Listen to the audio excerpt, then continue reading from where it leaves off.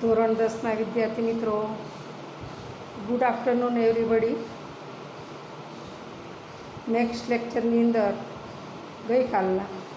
અગાઉના લેક્ચર આપણે વિકાસશીલ અર્થતંત્રના લક્ષણો છે એ જોતા હતા અને મેં તમને યાદ કરવાની રીત બતાવી છે કે વિકાસશીલ અર્થતંત્ર છે એના લક્ષણો પહેલેથી જ જ્યારે આપણે તૈયાર કરતા હોઈએ ત્યારે એવી રીતના જ કરવાનું કે વિકાસશીલ અર્થતંત્રના લક્ષણો છે એ 9 છે. એમાંથી આપણે કાલ 7 જોઈ લીધા, જેમાં નીચી માથાદીઠ આવક, વસ્તી વૃદ્ધિ, કૃષિ ક્ષેત્ર પર અવલંબન, આવકની અસમાન વહેંચણી, બેરોજગારી, ગરીબી અને દ્વિમુખી અર્થતંત્ર. તો આટલા આપણે જોયા. હવે 7મું છે કે 8મું કે પાયાની અપર્યાપ્ત સેવાઓ, બેઝિક જેને આપણે કહીએ ને એવી પાયાની પૂરતી સેવા ન હોય એને પાયાની અપર્યાપ્ત સેવાઓ કહેવામાં આવે છે. તો વિકાસ માટે થઈ અને જે પાયાની સેવાઓ છે જેવી કે શિક્ષણ છે, વાહન વ્યવહાર છે, સંદેશા વ્યવહાર છે, વીજળી, આરોગ્ય, બેન્કિંગ, આવી બધી જે પાયાની વસ્તુઓ છે એનો અર્થતંત્રની અંદર, વિકાસશીલ અર્થતંત્રની અંદર ઓછો વિકાસ જોવા મળે છે અને જેને કારણે દેશ છે એમાં અવરોધક બને છે. તો છેલ્લું આપણે 9મું જોઈએ કે આંતરરાષ્ટ્રીય માળખાનું સ્વરૂપ. તો વિકાસશીલ દેશોમાં વિદેશ વ્યાપારનું જે માળખું છે એ અન્ય વસ્તુઓ કરતાં, અન્ય વિદેશ વ્યાપારનું માળખું અન્ય દેશો કરતાં જુદું પડતું હોય છે, કારણ કે મુખ્યત્વે પેદાશ છે એ ખેતી ઉપર આધારિત છે, આપણે જોયું. એટલે સ્વાભાવિક છે કે નિકાસ પણ કેવી થતી હોય, ખેત પેદાશ ઉપર આધારિત તે નિકાસ થતી હોય. તો કૃષિ પેદાશો અને બાગ બગીચાની પેદાશો છે કે કાચી ધાતુઓ છે એની નિકાસ કરતા હોય છે. હવે વિકાસશીલ દેશો છે એ ઘણા છે અને વિકસિત દેશો ઓછા છે. તો એને કારણે આ વસ્તુઓ છે, આ પ્રકારની નિકાસો છે એની માંગ બજારમાં ઓછી હોય છે અને ભાવે કેવો હોય છે, નીચો હોય છે. તો ભાવ નીચો અને માંગ ઓછી હોય છે અને એને કારણે સ્વાભાવિક છે કે નિકાસ કમાણી કેવી થાય. ફરી એક વખત યાદ આપી દો, આયાત કરવું એટલે મંગાવવું અને નિકાસ કરવું એટલે મોકલવું. તો નિકાસ કમાણી ઓછી હોય છે અને આપણે નિકાસની અંદર તો બાગ બગીચા, ખેત પેદાશો અને કાચી ધાતુઓ મોકલીએ છીએ, પણ આયાતની અંદર મોંઘીદાટ ચીજો જેવી કે ઔદ્યોગિક પેદાશો, યંત્ર સામગ્રીઓ, આવી બધી વસ્તુઓ છે એને આપણે ખરીદતા હોઈએ છીએ. હવે આવી વસ્તુઓ છે એ ખૂબ મોંઘી હોવાને કારણે આપણે આયાતો પાછળ ખર્ચ વધારે થાય છે અને નિકાસોમાંથી આવક ઓછી થાય છે. તો વિકાસશીલ રાષ્ટ્રો છે એને માટે વિદેશ વ્યાપાર છે એ પ્રતિકૂળ રહેવાથી દેશ ઉપર હંમેશા વિદેશી દેવું રહે છે, કારણ કે જ્યારે તુલા ઉપર માપીએ ત્યારે એ લોકો છે એની જે વસ્તુ છે એનું મોટી હોય એટલે એનો ફિગર મોટો બને છે. તો સ્વાભાવિક છે કે આપણે વિદેશી દેવા નીચે દબાઈ જઈએ છીએ. તો આ કુલ 9 લક્ષણો થયા. ક્યાં 9 લક્ષણો છે ફરી એક વખત તૈયાર કરી લઈએ. પહેલાં નીચી માથાદીઠ આવક, બીજી વસ્તી વૃદ્ધિ, ત્રીજું કૃષિ ક્ષેત્ર પર અવલંબન, પછી આવકની વહેંચણીની અસમાનતા, બેરોજગારી, ગરીબી, દ્વિમુખી અર્થતંત્ર, પાયાની અપર્યાપ્ત સેવા અને વિદેશ જે વેપાર છે, આંતરરાષ્ટ્રીય વિદેશ વ્યાપાર છે એનું સ્વરૂપ, અથવા આંતરરાષ્ટ્રીય વ્યાપારનું સ્વરૂપ અથવા વિદેશ વ્યાપારનું સ્વરૂપ. આ 9 મુદ્દાઓ આપણે જોયા. તો સરસ રીતે તૈયાર કરી નાખજો. 5 માર્કની અંદર કે 3 માર્કની અંદર 3 માર્કની અંદર આટલો લાંબો ક્વેશ્ચન ન પૂછાય તો લક્ષણો જણાવી કોઈ પણ 2 વિશે 3 વિશે કે લખો તો પણ પૂછી શકે છે. અને આખો પ્રશ્ન પૂછે તો 5 માર્ક્સની અંદર પૂછી શકે છે, 4 માર્ક્સની અંદર પૂછી શકે છે. તો આર્થિક પ્રવૃત્તિ અને બિનઆર્થિક પ્રવૃત્તિ હવે આપણે નવો પોઈન્ટ જોઈએ. તો આર્થિક પ્રવૃત્તિ અને બિનઆર્થિક પ્રવૃત્તિ. તો આર્થિક પ્રવૃત્તિ એટલે શું? એક વાત ગોખી નાખવાની છે. અર્થ એટલે પૈસો. તો પૈસો છે એને લગતી પ્રવૃત્તિ એટલે આર્થિક પ્રવૃત્તિ, એટલું મગજમાં બેસાડી દેવાનું ગમે એમ કરીને. તો આર્થિક પ્રવૃત્તિ એટલે મિત્રો એવી પ્રવૃત્તિ કે આવક મેળવવાના કે ખર્ચ કરવાના હેતુથી, ફરી એક વખત, આવક મેળવવાના કે ખર્ચ કરવાના હેતુથી કરવામાં આવતી પ્રવૃત્તિ એટલે આર્થિક પ્રવૃત્તિ. ફરી એક વખત, આવક મેળવવાના કે ખર્ચ કરવાના હેતુથી કરવામાં આવતી પ્રવૃત્તિને આર્થિક પ્રવૃત્તિ કહેવામાં આવે છે. દાખલા તરીકે કોઈ શિક્ષક છે, કોઈ વકીલ છે, કોઈ ખેડૂત છે, કારીગર છે, આ બધા જે પ્રવૃત્તિ કરે છે એ પ્રવૃત્તિ કેવી છે મિત્રો? આર્થિક પ્રવૃત્તિ કહેવાય છે. શું કામ? કે એના બદલામાં એ શું મેળવે છે? વળતર મેળવે છે. એટલા માટે થઈ અને એને આર્થિક પ્રવૃત્તિ કહે છે. અને વળતર મેળવે છે અને અન્ય વસ્તુઓ પાછો એનો ખર્ચ પણ કરે છે. હવે આવક મેળવવાના હેતુથી કરવામાં આવતી પ્રવૃત્તિ એટલે આર્થિક પ્રવૃત્તિ. પણ જે પ્રવૃત્તિ છે એનો હેતુ ખર્ચ કરવાનો ન હોય એને બિનઆર્થિક પ્રવૃત્તિ કહે છે. આવકે નહીં અને ખર્ચે કરવાનો હેતુ ન હોય એને બિનઆર્થિક પ્રવૃત્તિ કહે છે. દાખલા તરીકે મિત્રો હું તમને એક વાત કરું કે આજે હું ઘરની અંદર મારા છોકરાને ભણાવતી હોઉં તો એમાં મને આવક કે ખર્ચ એક કોઈની હારે મારો હેતુ હોતો નથી. પણ એની વસ્તુ, એ પ્રવૃત્તિ હું શાળામાં કરું ત્યારે મારા માટે આર્થિક પ્રવૃત્તિ છે. અને ઘરે મારા બાળકોને ભણાવું તો એ કેવી પ્રવૃત્તિ કહેવાય? બિનઆર્થિક પ્રવૃત્તિ કહેવાય છે. અને હું ઘરે રસોઈ કરું તો એમાંય તે આર્થિક વળતરની કોઈ અપેક્ષા નથી હતી, પરંતુ મારી કામવાળી છે કે રસોઈયાણી છે, જે કોઈ કામ કરી આપે છે, રસોઈ કરી આપે છે, એના બદલામાં એ મારી પાસેથી પૈસા લઈ જાય છે. તો એને કેવી પ્રવૃત્તિ કહેવાય? આર્થિક પ્રવૃત્તિ તરીકે ઓળખવામાં આવે છે. હવે હું રિટાયર્ડ થઈ અને મને એમ થાય કે હવે મારે કંઈ સમાજ સેવાના હેતુથી બાળકો છે એને ફ્રીમાં ભણાવવા છે, મફત શિક્ષણ આપવું છે, કોઈ વળતરની અપેક્ષા વગર સમાજના વિકાસ માટે થઈ અને મને પ્રવૃત્તિ કરવાનું મન થાય અને હું બાળકોને ઘરે બેસી અને ભણાવું તો એ પ્રવૃત્તિ છે એને પણ બિનઆર્થિક પ્રવૃત્તિ કહેવામાં આવે છે. તો સમાજ સેવાના હેતુથી કે કોઈને મદદરૂપ થવાની ભાવનાથી જે પૈસા વગર કામ કરવામાં આવે છે એને બિનઆર્થિક પ્રવૃત્તિ કહેવામાં આવે છે. તો આર્થિક પ્રવૃત્તિ અને બિનઆર્થિક પ્રવૃત્તિ છે એ બંને વચ્ચેનો ભેદ તમને સમજાઈ ગયો છે મિત્રો.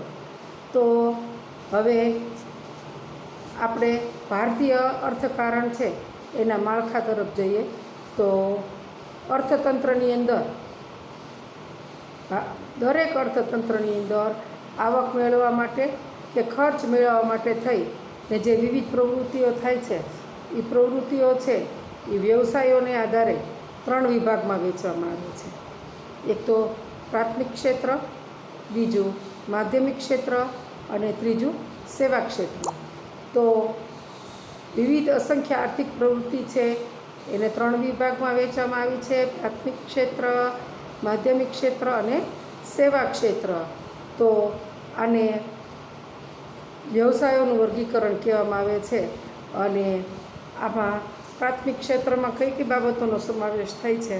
તો પ્રાથમિક ક્ષેત્ર એટલે તમને ખબર છે મિત્રો કે ખેતી અને ખેતીને સંલગ્ન એટલે એની સાથે જોડાયેલી તમામ પ્રવૃત્તિઓ જેવી કે પશુપાલન છે, પશુ સંવર્ધન છે, મરઘા બતકા ઉછેર કેન્દ્ર ચલાવતા હોય, મત્સ્ય ઉદ્યોગ હોય, જંગલોમાંથી જંગલો છે એમાંથી બધી વસ્તુઓ લઈ આવતા હોય, કાચી ધાતુઓ છે એનું ખોદકામ કરતા હોય, તો આ બધી પ્રવૃત્તિઓ છે એને પ્રાથમિક ક્ષેત્રની અંદર સમાવવામાં આવી છે. ફરી એક વખત ખેતી તો છે અને છે જ, પણ ખેતી સાથે જોડાયેલી તમામ આર્થિક પ્રવૃત્તિઓ જેવી કે પશુપાલન, પશુ સંવર્ધન, મત્સ્ય ઉદ્યોગ, મરઘા બતકા ઉછેર, જંગલો, કાચી ધાતુઓનું ખોદકામ વગેરે પ્રવૃત્તિઓ છે એને પ્રાથમિક વિભાગની અંદર સમાવવામાં આવે છે. હવે આપણે જોઈએ માધ્યમિક ક્ષેત્ર.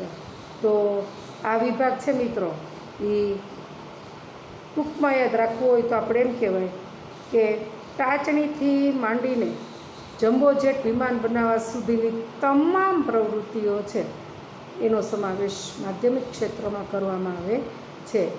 નાના અને મોટા પાયાના ઉદ્યોગો, બાંધકામ, આ બધી પ્રવૃત્તિઓનો સમાવેશ છે એ માધ્યમિક ક્ષેત્રમાં કરવામાં આવે છે અને એને ઔદ્યોગિક ક્ષેત્ર પણ કહેવાય છે. અને મેં તમને વાત કરી એમાં ટાચણીથી માંડી અને જમ્બો જેટ વિમાનો બનાવવા સુધીના મોટા યંત્રો બનાવવા સુધીની તમામ બાબતોનું ઉત્પાદન કરવામાં આવે છે. હવે જોઈએ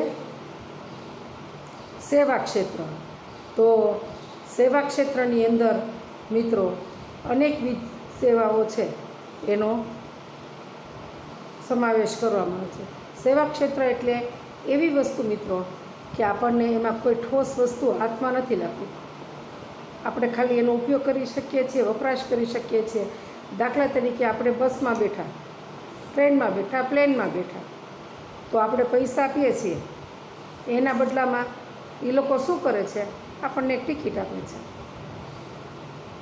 અને એ ટિકિટનો ટાઈમ હોય જે હોય ત્યાં સુધી જ તમે એની વિમાનની, બસની, ટ્રેનની એની સેવા છે એ પ્રાપ્ત કરી શકો છો. જેવા તમે વિમાનમાંથી ઉતરો એટલે કાંઈ વસ્તુ તમારા હાથમાં લાગતી નથી. તો આવી રીતની અનેકવિધ સેવાઓ છે જેમાં વ્યાપાર છે, સંદેશા વ્યવહાર છે, હવાઈ તથા દરિયાઈ માર્ગો, શિક્ષણ, આરોગ્ય, બેન્કિંગ, વીમા કંપનીઓ, પ્રવાસ, મનોરંજન વગેરેની કામગીરીઓ છે એનો સમાવેશ આ ક્ષેત્રની અંદર થાય છે. તો ત્રણે ક્ષેત્રો પ્રાથમિક, માધ્યમિક અને સેવા ક્ષેત્ર એ ત્રણેય આપણે જોયા. અને આ પ્રશ્ન છે એને પણ 3 અથવા 5 માર્કની અંદર પૂછવામાં આવે છે.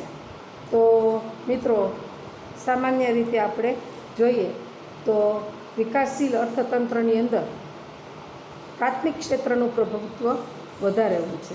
આપણે અગાઉ જોયું હતું કે 60% વધારે લોકો અને રાષ્ટ્રીય આવક છે એમાં 25% ખેતીનો ફાળો હોય છે. અને જેમ જેમ આર્થિક વિકાસ થતો જાય તેમ પ્રાથમિક ક્ષેત્રનું મહત્ત્વ છે એ ઓછું થતું જાય છે અને એની જગ્યાએ માધ્યમિક અને સેવા ક્ષેત્ર છે એનો વિકાસ થાય છે. એવું બને. ઉદ્યોગો ક્ષેત્રે તથા સેવાનો વ્યાપ છે એ વધતો જાય છે. જેમ જેમ આવું થતું જાય તેની ઉપરથી સમજવાનું કે દેશે ગ્રોથ કર્યો છે, વિકાસ કર્યો છે. તો ભારતીય અર્થકારણના માળખાની અંદર આર્થિક પ્રવૃત્તિઓના 3 વિભાગ કરવામાં આવ્યા છે. જે સમજ્યા પછી હવે આપણે ઉત્પાદનના સાધનો વિશે આપણે જોઈએ. તો કુદરતી સંપત્તિ અને શ્રમ એ બંનેને જોડીને, કુદરતી સંપત્તિ અને શ્રમને જોડીને ચીજવસ્તુઓ અને સેવાઓ છે એનું ઉત્પાદન કરવામાં આવે છે. અને આ ઉત્પાદન કરવા માટે થઈ અને અનેકવિધ સાધનો છે એનો ઉપયોગ કરવામાં આવે છે. તો આવા ઉત્પાદનના સાધનો છે તેને 4 વિભાગમાં જોડવામાં આવ્યા છે, વહેંચવામાં આવ્યા છે. પહેલું જમીન, બીજું મૂડી, ત્રીજું શ્રમ અને ચોથું નિયોજન શક્તિ.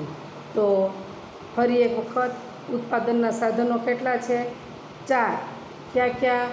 જમીન, મૂડી, શ્રમ અને નિયોજન શક્તિ. તો આ ચારે ચારને આપણે થોડું ડીપમાં જોઈએ તો મિત્રો, જમીન છે, આપણે જમીનની વ્યાખ્યા અગાઉ જોઈ લીધી છે કે પૃથ્વીની સપાટીના ઉપલા પડને સામાન્ય રીતે આપણે જમીન તરીકે ઓળખીએ છીએ.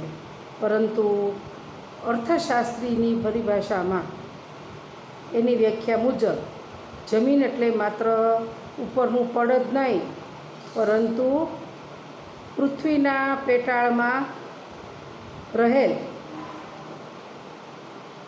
કુદરતી સંપત્તિ કે જેમાં પૃથ્વીની સપાટી ઉપર આવેલી તમામ બાબતો, જેમાં જંગલો, નદીઓ, પર્વતો, પૃથ્વીના પેટાળમાં આવેલા ખનિજો, ધાતુઓ, આ બધાને જમીન તરીકે ઓળખવામાં આવે છે. આમ જમીન એ ઉત્પાદનનું કુદરતી સાધન છે.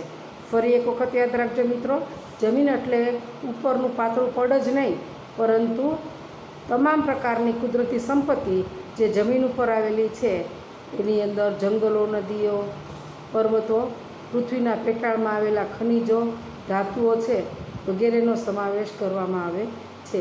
આમ જમીન છે એ ઉત્પાદનનું કુદરતી સાધન છે. બીજું છે મૂડી.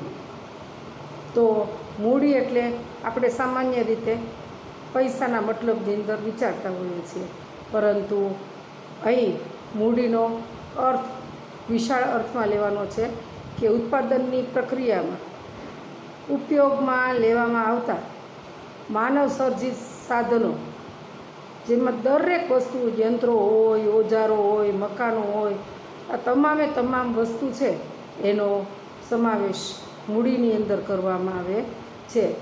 પૈસો તો છે જ, પણ પૈસાની સાથે સાથે માણસે બનાવેલા, પૈસા ખર્ચીને બનાવેલા સાધનો, યંત્રો, ઓજારો, મકાનો, આ બધાને મૂડી તરીકે ઓળખીએ છીએ. હવે છે શ્રમ. મિત્રો, શ્રમના 2 પ્રકાર છે, એક શારીરિક શ્રમ અને માનસિક શ્રમ. તો ભૌતિક વળતરની અપેક્ષાથી કોઈ પણ કામ કરવામાં આવે એને શ્રમ કહેવામાં આવે છે. એ શ્રમ શારીરિક પણ હોઈ શકે અને માનસિક પણ હોઈ શકે. આમ શ્રમ એ ઉત્પાદનનું સજીવ સાધન છે. ખેત મજૂરો, કામદારો, શિક્ષકો, ડૉક્ટરો, વકીલો, કારીગરો વગેરેના કાર્ય છે એને શ્રમ તરીકે ઓળખવામાં આવે છે. તો જમીન, મૂડી અને શ્રમ. માની લ્યો કે આપણી પાસે જમીન છે, મૂડી છે, પણ શ્રમિકનું હોય તો ચાલે નહીં. તો શ્રમિકે એટલું શ્રમિક જરૂરી છે, બધી જ ચારે ચાર વસ્તુ એટલી જરૂરિયાતવાળી છે. હવે જમીન છે, મૂડી છે, શ્રમ છે, પણ એને યોગ્ય દિશામાં લઈ જનાર સુકાની ન હોય તો આ 3 વસ્તુ છે એનો કોઈ મિનિંગ રહેતો નથી. તો ઉત્પાદનની પ્રક્રિયામાં જે જમીન, મૂડી અને શ્રમ, આ 3 સાધનો છે, એ 3 સાધનોનો ઉપયોગ કરી અને નફાના હેતુથી કુશળતાપૂર્વક સંયોજન કરનાર વ્યક્તિ છે, એવા વ્યક્તિ છે એને જે શક્તિ છે એને નિયોજન શક્તિ કહેવાય છે. અને એ શક્તિ કામે લગાડનાર વ્યક્તિને નિયોજક તરીકે ઓળખવામાં આવે છે. ફરી એક વાત કે બધાની વચ્ચે કોઓર્ડિનેશન, જે સાંકળવાનું કામ કરે, એકબીજાને જોડવાનું કામ કરે અને પ્રોપર દિશાની અંદર લઈ જાય, એ લોકોને નિયોજક તરીકે ઓળખવામાં આવે છે.